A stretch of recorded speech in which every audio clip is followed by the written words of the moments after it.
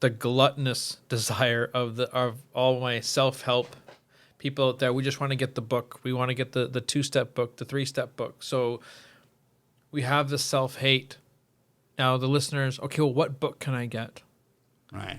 What can I do to get out there? And your answer before, because I wanted to make sure that I spoke to you before we kind of came on, is that's not the answer.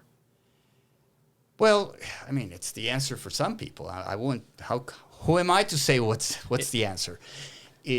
For some people it works. That's all they want. But we're complicated beings. So if it was as simple as reading a self-help book and that's it, all you have to do is follow the instructions of how to be happy in your life. First of all, that works for the author who wrote the book, maybe. And the other thing is that, yes, he tells you how to just follow certain steps, and he's thinking, I'm going to make money with this book. I'm telling people how to be happy for the rest of their lives. Okay, good luck. He's generalizing, and we're unique. Everybody's unique. Everybody's different. So when I see someone, I'm not thinking, from a theoretical, from my theory, this is who comes into my, my space, my office, and fits into this particular thing of my theory. I'm listening to that human being with their particular story, and I have to adapt myself to that story. We used a great example last time. It's the thumbprint. That's exactly the thumbprint is going to be unique for every person. That's why you can use it, and I don't know, do they still use that for police? I'm pretty sure they do that, and DNA. Okay. I watched a lot of crime drama. Right, okay. Yeah. Anyway, in the old days, police, that was the way to identify one person from another.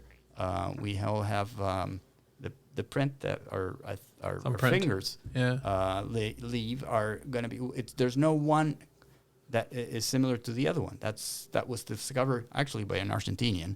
And, yeah. Throw that in there. Yeah. And it was used ever since, I don't know, 1800s by the police. And that's the same with our behavior, with our life. We're all unique and different. So how does one choose a therapist?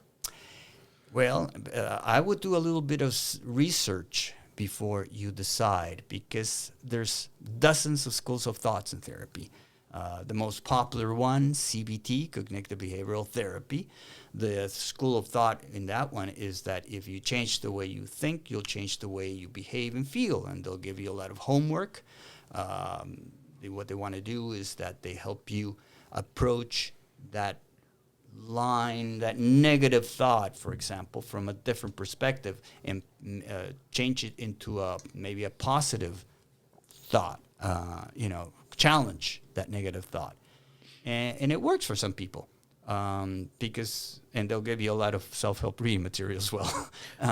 And it works in the sense that now you're coping, because you're telling yourself that, for example, somebody who says, yeah, I'm not good enough. Well, you're not good enough for what?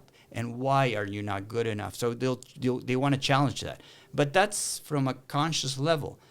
Many people that come to me say, I tried CBT and it helped, but then I had another problem, and that's it. Maybe it was a more important problem for them, or they were more critical. I don't know. Mm-hmm. Whatever it was, it helps to cope.